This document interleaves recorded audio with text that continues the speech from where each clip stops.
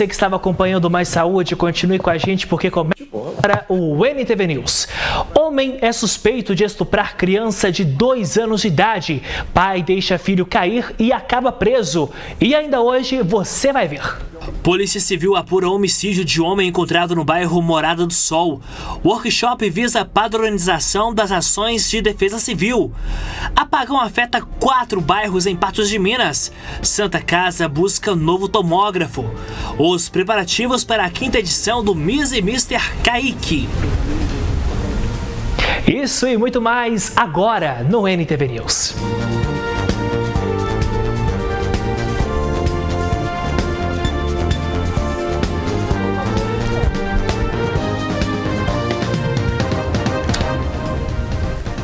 Uma boa noite para você que está em casa nessa nossa primeira edição. Agora são 7h02, porque na tarde desta terça-feira uma forte chuva atingiu Patos de Minas. Diversos pontos tiveram problemas, inclusive com queda de árvores. E sobre esse assunto eu converso agora ao vivo com o repórter Luiz César. Luiz, uma boa noite para você. Onde é a ocorrência? Os detalhes, por favor. Boa noite, Matheus. Boa noite aos nossos telespectadores do News. Isso mesmo, Matheus. A forte chuva que passou pela tarde de Patos de Minas deixou alguns estragos. Aqui a gente está na rua João Batista Rodrigues, aqui no bairro Residencial Monjolo, bem próximo, bem na entradinha do bairro mesmo aqui, próximo também aqui a Fátima Porto. A gente está aqui nessa ocorrência, né, onde a árvore caiu aqui na avenida e aí o Corpo de Bombeiros, a CEMIG também esteve por aqui para poder restabelecer essa situação, Matheus, porque a árvore caiu junto com a fiação também da CEMIG e aí caiu aqui bem na rua aqui da João Batista Rodrigues. E aí foi acionado o Corpo de Bombeiros para fazer o corte, a poda da árvore para poder desobstruir também a via. A gente que teve muitos registros, né? A gente teve alguns registros também nesse horário dessa forte chuva à tarde, só para deixar claro também, né, Matheus? Eu estava deslocando para a TV para começar os trabalhos e foi feito o registro que a chuva estava muito forte, com muito vento. Mas para dar mais detalhes para a gente vai conversar com o Sargento Caixeta aqui do Corpo de Bombeiros. Sargento, boa noite para você. Como é que foi a ocorrência dessa árvore aqui na João Batista Rodrigues? Quando vocês chegaram aqui, o que encontraram em relação a esse problema da forte chuva que caiu bem rápido na tarde de Patos de Minas, mas que ocasionou muitos problemas, né? Boa noite. A gente foi solicitados, né? A árvore caiu obstruindo toda a pista. Ela caiu em cima da fiação, né, de alta tensão, 320 volts. Então a gente teve que solicitar o apoio da CEMIG, né, para vir desligar a rede para a gente efetuar o corte da obstrução da via. E durante a tarde o Corpo Bombeiro recebeu também mais alguns outros chamados em relação a isso? Esse aqui foi o único? A princípio, de a caída foi o único. Mas de outros detalhes em relação à chuva também, do que foi muito rápido à tarde, alguma outra ocorrência? Não houve ocorrência relativa à chuva, somente essa árvore aqui na pista. Então aqui toda a situação dela já foi tudo resolvido, né? Já foi feito toda a poda dela para retirar da via. A CEMIG também já resolveu a questão da iluminação. Isso, já resolveu a situação aqui da energia. A gente orienta o pessoal, né? Chama uma observação aí pro pessoal, é o seguinte: quando tiver o Corpo de Bombeiro, tiver essa CEMIG local, uma árvore caída, sempre ficar em alerta. Porque acontece, essa árvore ela caiu na rede, né, de alta tensão. Então é um perigo ali iminente, né, de choque elétrico, uma descarga elétrica nas pessoas. Então tá com cone, tá sinalizado, a gente pede aos motoristas, pede ao pessoal que está ali transitando que respeite aí os cones, respeite as fitas zebradas, respeite a sinalização, porque ali aquela área ali ela está sinalizada devido, além da árvore, né, está no solo, né, obstruindo totalmente a via. Então é um perigo, né, iminente realmente de uma descarga elétrica. E às vezes as pessoas ali não obedecem e entram, e aí a gente fica sem jeito de fazer alguma coisa, porque é muito arriscado para a gente que está aqui no local, até, né, teve que aguardar a CEMIG para realmente isolar o local, e muito arriscado para as pessoas. Então a gente pede esclarecidamente que o pessoal obedeça essa sinalização. Luiz, alguma a gente sabe que gera muito curioso. Oi, Matheus. Desculpa te interromper, Luiz, mas é que nós estamos ao vivo. Quero aproveitar esse gancho, agradecer ao Corpo Corpo de Bombeiros pela disponibilidade de sempre, parabenizar pelo trabalho feito aqui na nossa região, principalmente em Patos de Minas. Eu queria que o senhor entrevistado, por favor, pudesse explicar as condições em que essa árvore ela se encontrava. Ela foi derrubada devido à chuva, aos fortes ventos. Essas árvores poderiam já oferecer um certo risco de queda em algum determinado momento? Sargento, o Matheus passando a pergunta, parabenizando pelo trabalho do Corpo de Bombeiros também, mas perguntando qual foi o cenário encontrado da árvore, se ela já estava correndo algum risco de queda, se ela já estava com algum problema, provavelmente por causa da chuva, dos fortes ventos, como que é a questão da árvore em si? Segundo informações de testemunha aqui no local, é uma árvore que já estava com risco de queda. É uma árvore que já estava fora, né, ali do passeio, ela está fora do passeio, mas é uma árvore que já estava com risco de queda. Mais alguma pergunta, Matheus? Luiz, eu queria que, por favor, que você descrevesse, a gente está vendo aí o trabalho do Corpo de Bombeiros, eu queria que você descrevesse como está a cena neste momento e como está o trânsito, se o trânsito está liberado, já que nós estamos ao vivo, caso algum motorista vá trafegar pela avenida, qual a recomendação? Ô, Matheus, então, o trânsito agora totalmente liberado, né? Os motoristas aqui podem transitar normalmente aqui onde a rua ela desce, né? Do Monjola, que é bem ao acesso aqui a rotatória que tem à frente, para quem vai seguir ali também a Fátima Porto, né? Para sair ali na Fátima Porto, então o trânsito já está bem tranquilo. A árvore está aqui após o trabalho do Corpo de Bombeiros, que a gente mesmo pode observar também, a gente conversou. A árvore se encontra aqui, está no canto, como o Sargento Caixeta informou. A árvore está aqui no passeio, né, bem próximo a um poste que tem na frente, então todos os detalhes dela já estão aqui do lado. Aqui no passeio, obstruindo um pouco, acredito que depois também deve vir alguém da prefeitura para fazer a limpeza dessa árvore aqui, Matheus. A informação que a gente tem que alguém da prefeitura depois vai estar vindo aqui para retirar todos os galhos que foram cortados e tudo, para não ter mais nenhum outro tipo de problema em relação a essa árvore, nem com nenhum outro tipo de árvore. Então, o trânsito agora flui tranquilamente aqui para quem estiver saindo do bairro Residencial Monjola ali para a Fátima Porto, e a árvore agora ocupando um pouco do espaço aqui no passeio, mas que vai ser retirada aí pela prefeitura. Luiz, continua comigo aí, por favor, também com o sargento, para ele poder trazer mais informações. Nós estamos ao vivo, o jornal ao vivo é assim mesmo, nós temos imagens da chuva que atingiu, por favor, minha diretora, assim que nós tivermos condições. Olha só, Luiz, nós estamos mostrando nesse momento para o nosso telespectador imagens da chuva que atingiu Carmo do Paranaíba. Essa imagem que nós vamos acompanhar agora, a chuva foi tão forte em Carmo do Paranaíba nesta terça-feira que chegou a quebrar, né, a ceder muros. Então há um certo risco, ou melhor, há risco para toda a população. Essas imagens aí que você está acompanhando na sua tela são imagens de Carmo do Paranaíba, como a cidade ficou, a cidade mais uma vez afetada. Nós já mostramos por diversas vezes aqui no nosso jornalismo como a cidade ficou. Aí nós estamos vendo os destroços. Essa próxima imagem, se nós pudermos mostrar, por favor, e essa, por favor, Adriana. Essa imagem do muro que nós vamos mostrar agora, e a próxima, a outra, por favor, minha diretora, a última na sua timeline, isso. Olha só as condições que a acabou deixando residências e as proximidades ali de Carmo do Paranaíba. Para a gente poder fechar a sua primeira participação aqui, Luiz, eu quero, por favor, aproveitar a participação do sargento para que ele dê dicas de modo geral para todos os nossos telespectadores, para motoristas, para as pessoas em casa, porque nós estamos vivendo um momento aí instáveis, né, de temperaturas. Há momentos de picos muito altos de temperaturas e em determinados momentos vem essa chuva que acaba causando todos esses desastres. Sargento, o Matheus tocou num ponto muito importante, né? Registro também de chuvas em Carmo do Paranaíba, forte chuva. A gente teve essa forte chuva aqui em Patos, foi questão de minutos, com muito vento, que passa muito ali uma insegurança, né? Para o motorista, para quem estiver na rua pego de surpresa.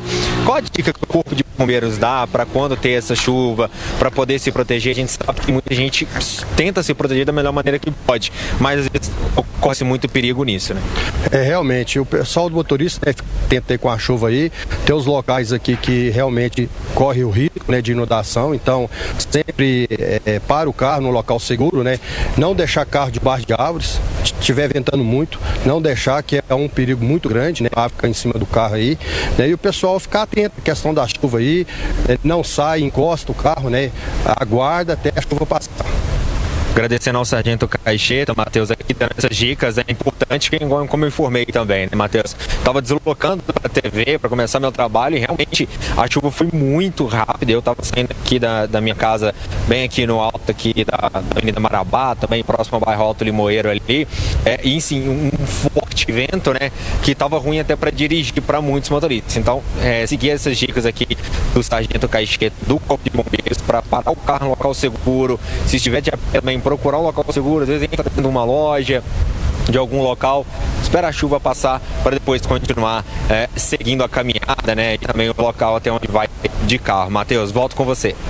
Muito obrigado, Luiz. Agradeço ao sargento, por favor, pela gentileza em nos atender e mais uma vez parabéns pelo trabalho. A gente segue aqui do NTV News porque daqui a pouco o Luiz volta, porque temos sentença de julgamento ainda hoje aqui no NTV News. Agora, minha direção, eu quero mostrar para quem está em casa que a Polícia Civil, a gente vai mostrar porque há alguns dias nós mostramos que um corpo foi encontrado no bairro Morada do Sol, aqui em Patos de Minas. Esse corpo, a princípio, não havia identificação, a polícia então acabou chegando à identificação como sendo do Isulcelino Benfica Júnior. O corpo dele foi encontrado na última sexta-feira no bairro Morada do Sol. Nós podemos mostrar então e você vai acompanhar então como que a Polícia Civil está apurando este caso. Vamos ver. O corpo de Isulcelino Benfica Júnior, de 35 anos, foi encontrado na última sexta em um matagal no bairro Morada do Sol.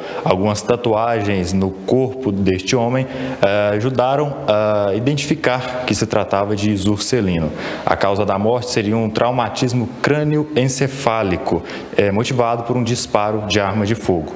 Aqui ao meu lado está o Dr. Luiz Mauro Sampaio, que vai nos dar mais detalhes sobre as investigações de mais um crime contra a vida em Patos de Minas. Doutor, muito obrigado por falar com a gente. Quais são as novidades?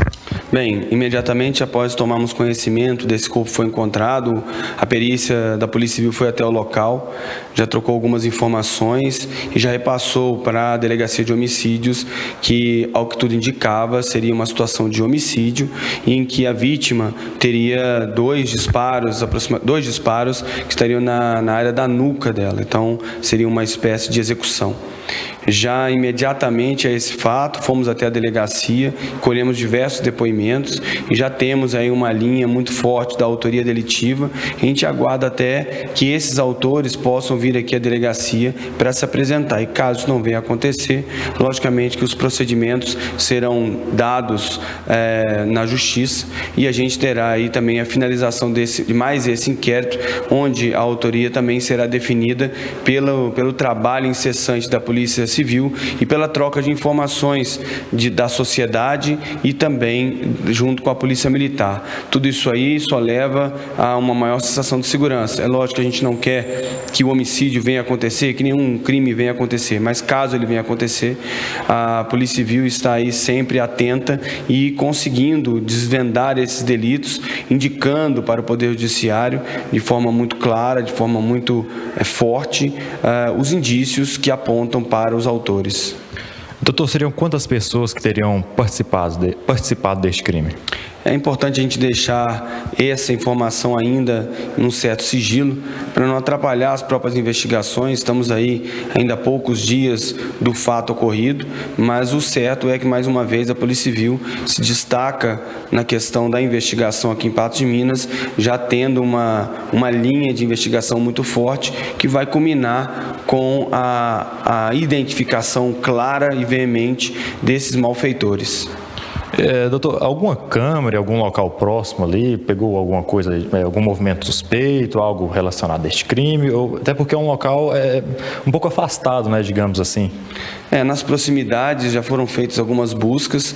Como falei, essa parte é necessário que tenha uma certa cautela em repassar as informações, pois estamos ainda em diligências nesse caso, o que será necessário a gente ter esse cuidado para apontar, como eu falei, de forma muito fidedigna a autoria, a motivação e todos os fatos correlacionados a esse homicídio cruel que foi praticado na cidade de Patos de Minas. Tá certo, daqui a pouco a gente volta com mais informações com o Diego Natanael e em instantes traremos para você a sentença do julgamento que aconteceu na tarde desta terça-feira em Patos de Minas. Enquanto isso, foi realizado em Patos de Minas o primeiro workshop de padronização das ações de defesa civil em resposta aos desastres naturais. O evento acontece no Batalhão da Polícia Militar. Os 23 municípios que compõem a 10ª Região da Polícia Militar foram convidados para estarem no evento, mesmo aqueles que não têm coordenador de defesa civil. Pela manhã, 11 municípios estiveram presentes. E hoje nós temos a participação de todos os Compidex, que são os agentes municipais que estão aqui ligados à 10ª REDEC, que é a Regional de Patos de Minas, e a SEDEC, que é a Coordenadoria Estadual de Defesa Civil. O nosso principal objetivo é fortalecer o sistema, nos preparar para essa próxima temporada aí que já se avizinha, que é essa temporada de chuvas, estarmos preparados para tornar as nossas cidades mais resilientes, para apoiar em caso de qualquer emergência. Enfim, é estarmos juntos, unidos, fortes e prontos para apoiar a comunidade. 6 temas abordados ao longo do dia, sendo o principal a elaboração do plano de contingência, onde o coordenador mapeia os riscos do município. Nem todos os municípios da 10ª REDEC têm defesa civil estruturadas. Nós convidamos os prefeitos, queremos que sensibilize para a estruturação da defesa civil nesse município, porque nós não sabemos o momento que vai acontecer um evento adverso. E quando acontecer, as prefeituras têm que estar preparadas para absorver esse impacto e a gente minimizar percas humanas e até minimizar riscos e prejuízos. O capitão Teles destaca a importância da defesa civil nas atuações frente às enchentes no Rio Paranaíba, que afetaram moradores próximos. Outros impactos são relacionados a deslizamentos de terra. O que nós vimos nos últimos anos foi as enchentes do Rio Paranaíba, que teve que tirar a população ribeirinha. Aconteceu um fato atípico, no período de 21 e 22, que o Paranaíba teve 2 cheias. O Córrego do Munjolo requer um cuidado especial, ele transborda, mas o prefeito Falcão está sensibilizado e está fazendo uma construção preventiva, está fazendo o alargamento e o dessoreamento do córrego. Eu creio que vai minimizar a cheia do Córrego do Munjolo. A gente espera que esse trabalho realmente seja eficaz. E nos municípios também, da 10ª REDEC, os 23 municípios, nós também tem esse problema com alguns cheias de alguns córregos e deslizamentos de terra, principalmente em rodovias. Nós tivemos impactos ali na rodovia chegando em frente ao Olegário, na 354, na 365, nós tivemos 2 pontos de deslizamento de terra. Então, os eventos diversos mais aqui na área da 10ª REDEC são esses. É isso então, Sempre estar atento a todos os acontecimentos. Nossa equipe já está posicionada, temos condições já de acionar o repórter Luiz César novamente. Não temos, então daqui a pouco a gente chama o Luiz César. Enquanto a gente se prepara, a gente faz um rápido intervalo e na volta te mostra que Santa Casa busca novo tomógrafo. Voltamos já.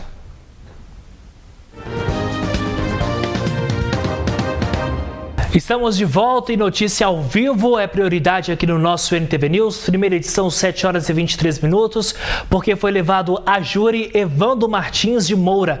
Ele é acusado de matar pelo artigo 121, matar alguém com pena reclusão de 6 a 20 anos. A vítima é Abel Gomes de Souza. Eu tenho o repórter Luiz César. Temos condições, nós estamos ao vivo, então nós estamos reconectando com o Diego e já então a gente volta para te mostrar essa notícia. Porque agora nós vamos te contar que mostramos ontem que alguns contribuintes de Patos de Minas receberam as guias do IPTU com os nomes trocados. Veja só. Os proprietários de imóveis em Patos de Minas já receberam as guias para pagamento do IPTU. Entretanto, alguns talões apresentaram inconsistências na identificação. Na capa, aparece o nome de um proprietário e a localização do imóvel, mas no interior da guia, os dados são de outro contribuinte. Há casos que os dados são de imóveis em diferentes bairros. A situação tem gerado confusão e dúvidas entre os contribuintes, ainda mais nas vésperas do pagamento da parcela única, com desconto de 7% no valor do IPTU, ou da primeira parcela, nos dois casos, com vencimento para 31 de agosto. Estamos em contato com a Prefeitura de Patos de Minas para saber como os contribuintes devem proceder no caso das guias com nomes de IPTU trocados, mas até o momento não fomos respondidos. Isso porque essa matéria foi exibida ontem aqui no NTV News.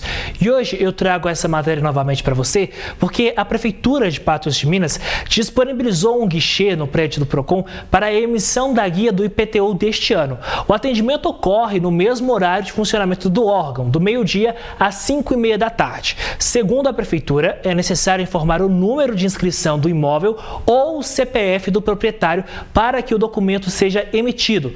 Caso você tenha dúvidas com relação ao IPTU, você deve procurar a sede da Prefeitura do meio-dia até às 6 horas da tarde ou ligar no 3822-9818, das 7 às 18.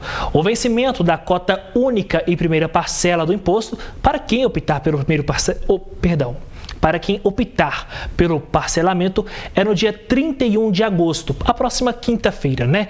Eu vou repetir o número para você caso você queira entrar em contato, 3822-9818. Nós entramos em contato com este número e nesta tarde, e a resposta foi essa que você vai ver agora.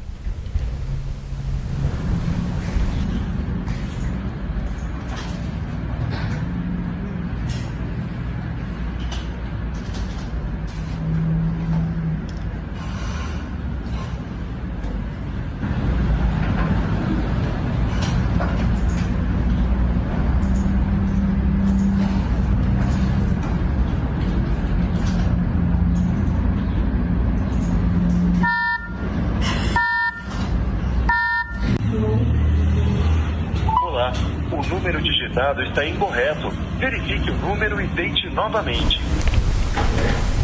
Bom, mesmo digitando o número correto, foi falado que o número estava dando como errado. Mas fazer o quê, né? Essa foi a resposta que nós tivemos. E nós procuramos, questionamos mais uma vez e fomos informados que este é o número. Tomara que quem tente por esse número possa ser atendido, porque nós não fomos. Olha, a falta de tomógrafo na Santa Casa de Patos de Minas tem deixado pacientes oncológicos preocupados com os tratamentos. O hospital disse que o novo aparelho será comprado e que, enquanto isso, os exames têm sido realizados em outra unidade de saúde. O Eduardo é um dos pacientes oncológicos em Patos de Minas que precisa realizar tomografia. Mas sem o equipamento na Santa Casa, o exame tem sido adiado. Eu preciso fazer 2 e as minhas com contraste e eu não tenho condição de pagar, que meu dinheiro já acabou. Já tem mais de 2 anos que eu estou lutando contra essa doença e aquele aparelho para nós é importante demais. E só eu terminei de fazer minhas quimioterapia e agora estou numa quimioterapia mais fraca para não parar por causa desse aparelho. Porque sem a tomografia, o médico não sabe de nada o que está acontecendo com a gente. Ele foi orientado a realizar o exame pela rede particular, porém não tem condições financeiras. Eles falaram desse tipo assim na frente, falou, a fila tá grande, porque eles não tem expectativa assim, não tem um dia marcado assim para arrumar não. Se tiver dinheiro, pode... É melhor pagar. Eu falei, eu não tenho. Nesta terça-feira, a Santa Casa enviou uma nota ao jornalismo da NTV e informa que o tomógrafo está fora de utilização depois de avaliação que constatou problema no tubo do aparelho. Disse ainda que a compra de um novo tomógrafo está em andamento e que foi firmado o contrato com o Hospital de Patos de Minas para que pacientes internos e de urgência extrema realizem o exame e mantenham o tratamento em dia. Porém, o Eduardo ainda aguarda a realização de tomografias. Estou esperando até inclusive passar por esse negócio, essa máquina da tomografia, fazer minhas 2 tomografias, para o médico me mandar para, às vezes, para o cirurgião. É uma coisa que não pode ficar demorando muito, né? Porque, até inclusive, essa vez agora, essa quimioterapia que eu estou tomando, é só para não parar mesmo, mas as quimioterapias que eu tinha que fazer, eu fiz, as 6 sessões. Até inclusive é ruim demais, porque vai só, igual o médico falou, se não precisando, vai só matando a célula boa da gente, vai só detonando a gente por dentro. Isso é o que nós coisa com o secretário de saúde, eu acredito, né? O senhor prefeito, né? Ajudar a gente porque é uma coisa, né? Câncer, ele não dá muito tempo para nada, falar a verdade. Aí se demorar muito, é complicado. Bom, como eu disse para você que notícia ao vivo é prioridade aqui no nosso jornalismo, eu vou repetir mais uma vez porque foi levado a júri Evandro Martins de Moura. Ele foi acusado pelo artigo 121 de matar alguém com pena de reclusão de 6 a 20 anos. A vítima do crime, Abel Gomes de Souza. A nossa equipe conversou com a defesa. Vamos acompanhar a entrevista. O acusado Evandro Martins de Moura. Ele foi pronunciado nas penas do artigo 121, parágrafo 2º, incisos 2 e 4, ou seja, homicídio qualificado pelo motivo fútil e mediante recurso que impossibilitou a defesa do ofendido.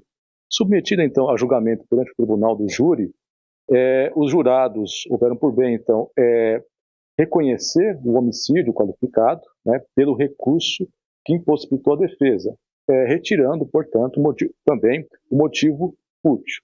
E, ao final, o juiz-presidente fixou a pena em 12 anos de reclusão em regime inicialmente fechado. Tá? Nós vamos avaliar a possibilidade de recurso e esse recurso somente será possível se entender que a decisão dos jurados foi manifestamente contrária à prova dos autos. Tá? Então, esse juiz a gente vai analisar ainda, vai fazer ainda, e com relação à pena não cabe recurso, uma vez que foi fixada no mínimo legal. Então, a Defensoria Pública ainda vai analisar a possibilidade de recurso. Após o prazo do recurso, se não houver o recurso, será expedido mandado de prisão. Daí ele vai ser recolhido à unidade prisional, deverá cumprir um período no regime fechado, 2/5 da pena, e após esse período ele faz jus à progressão de regime. E após mais 2/5 da pena também a progressão para o regime aberto. Lembrando que primeiro é para o regime semiaberto, né, e depois para o regime aberto. Aqui em Patos de Minas, o semiaberto é cumprido como prisão domiciliar. Razão pela qual está aqui então por volta de 4 anos, né, ou menos que isso, caso ele ainda trabalhe ou estude, por volta de 4 anos, então ele pode progredir para o regime semiaberto. Bom, como bem disse, então, a apuração do nosso repórter Luiz César, o acusado, o réu, foi condenado a 12 anos em regime fechado por homicídio qualificado. Entretanto, o juiz concedeu a ele o direito de recorrer da decisão em liberdade. A seguir, a gente fala de Covid-19 e dengue. 29 de agosto, o Dia Nacional da Visibilidade Lésbica. Voltamos já. Estamos de volta e hoje é dia 29 de agosto, o Dia Nacional da Visibilidade Lésbica. A data é de grande importância ao considerarmos que nossa sociedade é estruturada por heranças coloniais, tais como cis-heteronormatividade, o patriarcado, o machismo, a misoginia, o racismo, o capacitismo, que vão atribuindo às mulheres vivências violentas, opressoras e estimacionistas. Veja só. Segundo dados mais recentes relativos aos anos de 2021 e 2022, 78% das mulheres lésbicas brasileiras relatam ter sofrido algum tipo de violência ou assédio. O que a gente mais enfrenta aí é o preconceito, né, na área profissional. E a gente, muitas das vezes, somos discriminadas pelo próprio homem. A comunidade LGBTQ sofre muito com a parte da desvalorização de mão de obra, às vezes muita falta de respeito. A gente tem assim um parâmetro nessa comunidade que muitas pessoas, né, não dão oportunidade para a gente. A data foi estipulada em 1996 durante a realização do primeiro Seminário Nacional de Lésbicas no Rio de Janeiro. A partir daí, o dia 19 de agosto passou a representar um marco na luta pela visibilidade de seus direitos e posicionamentos na sociedade como mulher, enfrentando não só a homofobia, mas também a misoginia. Hoje é um dia muito importante, né, para a gente da comunidade, é um dia que a gente é honrado, né, é visto na sociedade, como se diz, tem orgulho de ser que a gente carregar essa bandeira. Então é um dia para a gente muito importante, muito feliz também, comemorável, né, para toda a comunidade. Além de ainda sofrerem pela sua orientação sexual, é comum que muitas dessas mulheres também enfrentem um certo preconceito pela área profissional que escolheram exercer. De pedreira a motorista, elas provam todos os dias que o lugar de mulher é onde ela quiser. Um serviço que eu fui fechar uma vez e o proprietário olhou todo o meu serviço no dia da entrega e me parabenizou, só que, porém, no final, ele falou para mim que mesmo assim desconhecia o fato e que o lugar de mulher deveria ser na cozinha. Então, eu não agradando da situação, não me vi para permanecer naquele ambiente e logo assim saí. Todo mundo tem uma história que marca, né? E eu tenho uma que eu falo que sempre vai marcar. Por ser mulher lésbica, a gente é bem, querendo ou não, negra, mal vista hoje em dia, né? Vamos dizer assim. E a área com que eu atuo é uma área onde que o ciclo masculino é bem grande. Então foi muito difícil a partir do momento quando eu comecei a trabalhar como motorista, uma mulher motorista e ainda lésbica. Então foi muito difícil eu entrar naquele ciclo e ser respeitada. Datas como essa são de suma importância para que a comunidade conquiste os seus direitos, além de provar para um mundo em constante transformação que não há problema em ser exatamente quem você é. O apoio da família também é muito importante para que essas amarras sociais que foram construídas há muito tempo sejam finalmente desfeitas. No início tudo é difícil, né? No início, para uma pessoa se assumir, ela primeiramente tem que se assumir. Ela tem que falar assim, que eu falo que é uma transformação. Eu tive que me aceitar primeiro para conseguir passar e transmitir o porquê que eu queria que me aceitassem, né? Então, no início foi muito difícil, tanto para os meus pais quanto para mim. Hoje eu falo que eu vivo numa família que me aceita a pessoa com que eu tô, os ciclos das minhas amizades, e a gente tem um convívio maravilhoso, graças a Deus. Até porque também eu sou mãe, então gira um ciclo maior ainda, né? Todo mundo fica meio ressabiado no começo, preocupado tanto com o que vai ser lá fora, como que as pessoas vão reagir, como se eles vão aceitar. Tudo um pai se preocupa, né? Mas quando um pai ama o filho, ele vai estar do lado, independente de qualquer coisa. Quando um pai ama o filho, ele vai estar ao lado dele independentemente de qualquer coisa, disse a nossa entrevistada. E a nossa repórter Emanuele Ferreira disse o seguinte em sua matéria: não há problema em ser quem você é. Não precisa dizer mais nada, né? A gente só precisa dizer mais respeito para que as pessoas possam ser quem elas são de verdade e que elas não vivam, que elas não convivam com medo. Mudamos de assunto agora e vamos aos dados da Covid-19 em Patos de Minas. Aparecendo na tela para você o painel coronavírus. Segundo os dados da Prefeitura de Patos de Minas, nós temos neste momento 24 pessoas que estão em casa se recuperando da Covid-19. São 630 óbitos e nós temos 2 pessoas que estão internadas em leitos clínicos. Essas pessoas que foram internadas em leitos clínicos são aqui de Patos de Minas. Vamos falando da tela agora, por favor, minha diretora Adriana, porque logo abaixo nós temos a ocupação de leitos de pessoas de outros municípios, mas que estão internadas aqui em Patos de Minas, pelo fato de Patos ser uma cidade, região polo, né? Referência em saúde. São 3 pessoas em leitos clínicos. Nós não temos ocupação em leitos de UTI, tanto da rede pública quanto da rede privada, segundo os dados da Covid-19 em Patos de Minas. Agora a gente fala da dengue, viu? Porque a dengue continua matando pessoas e contaminando, viu? Até essa segunda-feira, Minas Gerais registrou 388.665 casos da doença. Desse total, 274.988 casos foram confirmados para a doença. Há 172 mortes confirmadas por dengue em Minas Gerais e 98 óbitos estão em investigação. Em relação à febre chikungunya, foram registrados 86.216 casos prováveis da doença, dos quais 65.755 foram confirmados. Até o momento, também foram confirmados 36 óbitos por chikungunya no estado e 17 estão em investigação. Quanto ao vírus Zika, até o momento foram registrados 142 casos prováveis. Deste total, 27 foram confirmados. Não há óbitos decorrentes do Zika vírus em Minas Gerais até o momento. Na nossa região, em Presidente Olegário, são 46 casos, nenhum óbito e nenhum caso de chikungunya. Em Vargem de Minas, são 126 casos e 2 casos de chikungunya. Em Lagamar, 170 e 1 caso de chikungunya. Já em Cruzeiro da Fortaleza, são 2 óbitos e 212 casos confirmados de dengue. Em Carmo do Paranaíba, são 583 casos da dengue, nenhum óbito registrado e 2 casos de chikungunya.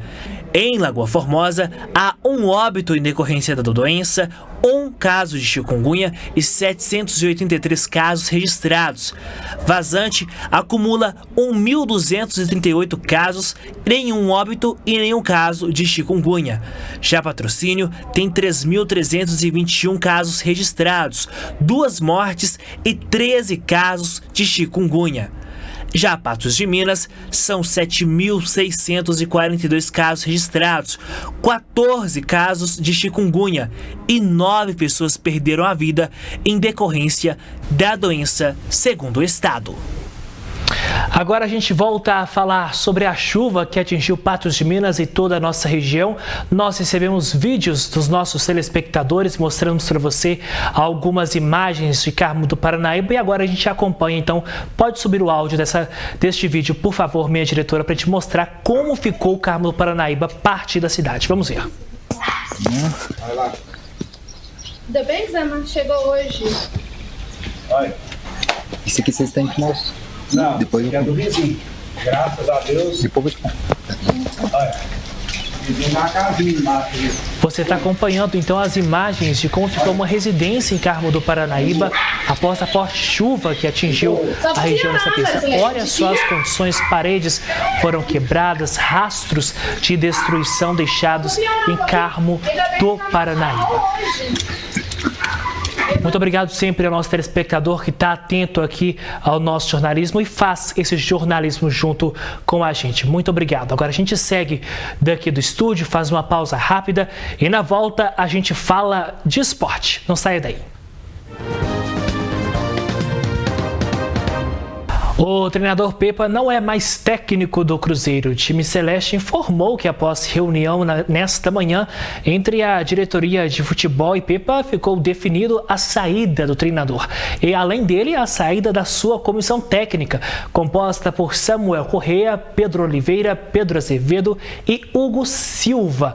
Fernando Seabra e Vinícius Rovarais conduziram o treinamento desta terça-feira. O nome do novo comandante só deve ser anunciado nos próximos dias e é claro que a gente vai trazer as informações para você. Agora a gente fala do Atlético, viu? Porque o Galo inaugurou oficialmente o seu novo estádio, a Arena MRV. No domingo, venceu o Santos por 2-0. A casa atleticana teve seus prós e contras nessa primeira vez do clube nela. O site Trivela, que avalia o futebol, na avaliação feita, disse o seguinte: o Atlético fez uma campanha para incentivar o torcedor a ir ao estádio de transporte público, principalmente utilizando o metrô. Esse é um ponto positivo do local, que tem uma boa acessibilidade.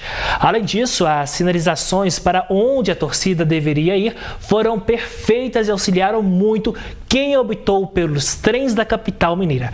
A caminhada da estação mais próxima, que é Eldorado, para a Arena, tem 1,7 quilômetros e dura entre 20 e 30 quilômetros. Sabendo disso, então, fica a dica para os patenses que devem ir até esse belo estádio, né? A Casa do Galo. Fica a dica aí para os patenses que devem acompanhar os próximos jogos do Atlético Mineiro.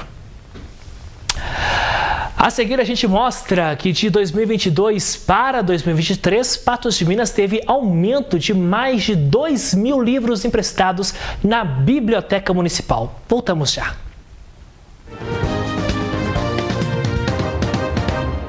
Estamos de volta e agora você vai conhecer a história de um autor de quase 150 livros. O nome dele é Rafael Bruno. Rafael Bruno é natural de Resende, mas sempre viveu em Penedo, Rio de Janeiro. O mesmo é ator, escritor, poeta, bonequeiro, jornalista, radialista, compositor e entre outras atribuições artísticas. Ele compôs mais de 200 canções de vários gêneros, além de redigir mais de 100 livros de variados gêneros. Eu comecei a escrever por 3 anos de idade, com essa poesia. Com o ar eu respirei, no meu coração eu encontrei a mulher que eu tanto desejei. E aí eu fui escrevendo, entendeu? Meu primeiro livro foi Músicas e Poesias em 2016, na plataforma PES. Em constante movimento, ele grava vídeos para o YouTube, publica livros em diversas plataformas digitais e recentemente passou a animar suas histórias. A inspiração disso tudo vem de diversos escritores. Eu gosto da Ivani Ribeiro. A Ivani Ribeiro é maravilhosa. Ela escreveu A Viagem, A Gata Comeu, Mulheres de Areia. Se um dia tiver a terceira versão de Mulheres de Areia, eu tenho a certeza que eu vou ser o Tonho da Lua. Nossa, ela tem uma facilidade para escrever. Ela escreveu mais de 34 novelas, cara. Foi adaptada no mundo inteiro as suas versões. E a novela dela é eternizada até hoje. Rafael escreveu livros em vários idiomas: italiano, francês, catalão, japonês, espanhol, inglês e alemão. O mesmo criou mais de 230 personagens, como o Linguinha, o Jeca Corno, o Caipirinha Candidato, o Garçom Saci, o Político Sincero e outros. Eu gosto de escrever sobre vários temas. Sobre humor. E agora eu lancei o Gibi do Jeca. Está disponível na versão impressa, que eu estou vendendo, e na versão digital. E eu fiz um vídeo recente, Quero Ser Mamãe, conta a história do cara que tinha um sonho de engravidar. E aí ele fez de tudo para engravidar, e ele acabou engravidando. Só que ele acabou tendo 2 filhotes de coelho, quer dizer, 2 coelhos, um casal de coelho. Rafael então deixa o convite para quem quiser conhecer mais sobre ele e adquirir seus trabalhos. Convido vocês a acessarem o meu canal. Meu canal é Rafael Bruno. Tem o Jeca Bebendo no Controle, o Mágico, muito mais. Lembrando que é Rafael com PH. Lá você encontra meus vídeos de humor. TikTok também, @Rafael Bruno Artista. Instagram, @Rafael Bruno Humorista. É um prazer ter você lá nas minhas redes sociais. E eu tenho desenhos animados também, estou investindo em animação. Bora também se inscrever no meu canal de desenho animado, Rafael Bruno Desenhos Animados. Lembrando que é Rafael com PH, Rafael Bruno Comediante.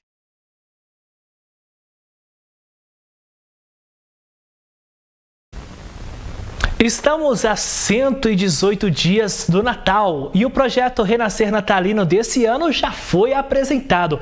E neste ano, muitas novidades.